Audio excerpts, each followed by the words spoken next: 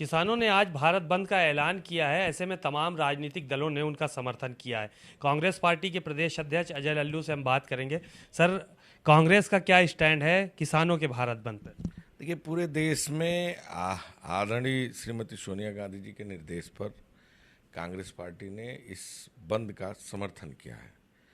और मैं समझता हूं कि जिस तरह किसान परेशान है, 8 महीने से अधिक दिन हो गए 3 काले कानून को लेकर दिल्ली की बॉर्डर पर बैठे हुए ये गूंगी बहरी सरकार, अंधी सरकार, लोकतंत्र की हत्या करने वाली सरकार, किसान विरोधी, गरीब विरोधी सरकार निरंतर किसानों की मांगों को अनदेखी कर रही है।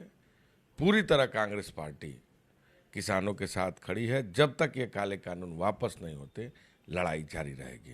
कानून वापस तो लेने की बात केंद्र सरकार नहीं कर रही, लेकिन उत्तर प्रदेश सरकार ने किसानों का गन्ना समर्थन मूल्य 25 रुपया प्रति क्विंटल बढ़ा दिया है।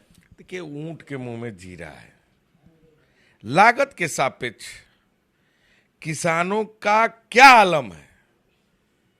खाद का दाम बढ़ गया, डीजल का दाम बढ़ गया, बिजली का दाम बढ़ गया। क्या 1 रुपया धान, गेहूं, मक्का या अन्य चीजों के एमएसपी पर रेट बढ़ाने का काम केंद्र सरकार ने किया, राज्य सरकार ने किया?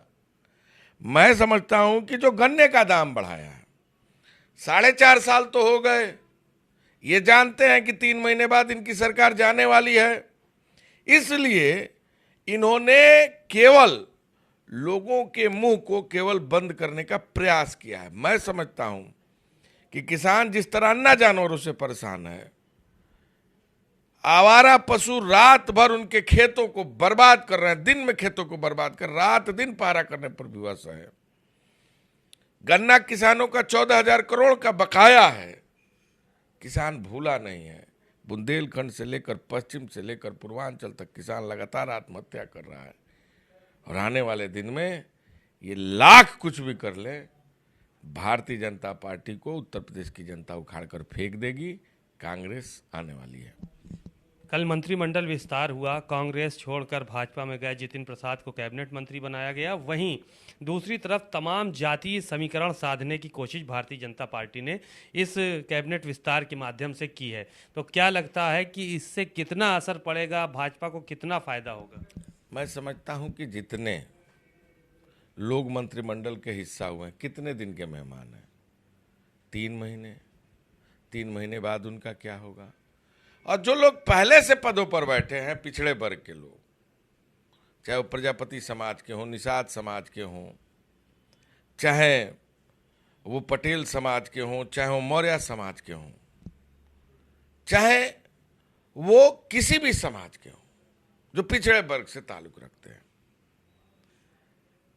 जाति जनगणना की बात थी तो तमाम पिछड़े वर्ग के जो पहले भी भारत सरकार के मंत्री रहे हैं और तमाम उनके सहयोगी दल रहे हैं, भाजपा के सांसद, सहयोगी दल के सांसद, विधानसभा के विधायक, मंत्री, उनसे उत्तर प्रदेश का पिछड़ा वर्ग पूछेगा कि आप सत्ता में थे, अधिकार में थे, लोगों को देने की स्थिति में थे, आपने जाति जनगणना क्यों नहीं कराई? क्यों नहीं लोगों की भावनाओं को समझा? आने वाले दिन में समूचा पिछड़ा वर्ग यह जान गया है कि यह सरकार धोखा कर रही, विश्वासघात कर रही है। निश्चित तौर से इस सरकार को पिछड़ा वर्ग एकजुट होकर उखाड़ कर फेंक देगा। एक आखिरी सवाल ये था कि आज प्रियंका गांधी जी लखनऊ आ रही हैं। क्या कुछ उनके कार्यक्रम हैं और किस वक्त वो लखनऊ पे पहुंचेंगी? उनका कहीं बाहर का दौरा तो नहीं लगा? नहीं, देखिए, वो आएंगी और जो हमारे पार्टी के पदाधिकारी हैं, आने वाले दिनों में जो चुनाव का कैंपेन तैयारी, और आप जानते हैं कि पूरे संभागों में रैलियां होने वाली हैं, खासकर जो कांग्रेस प्रतिज्ञा यात्रा निकलनी है उसको लेकर, और जो हमारा हर गांव कांग्रेस जो ग्राम सभा की इकाइयों का गठन और बूथ स्तर पर प्रशिक्षण शिविर के आयोजन होने थे, उसी के संबंध में चर्चा करेंगे, बातचीत करेंगे और आवश्यक निर्देश उत्तर प्रदेश कांग्रेस कमेटी को देंगे। किस टाइम पहुंच रही हैं? देखिए, अभी समय है, दोपहर के आसपास वो आएंगे। बातचीत के लिए शुक्रिया।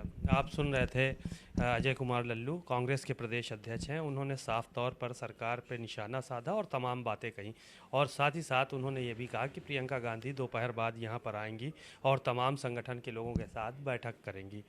कैमरामैन सुंदरम के साथ सीमा नकवी, भारत समाचार, लखनऊ।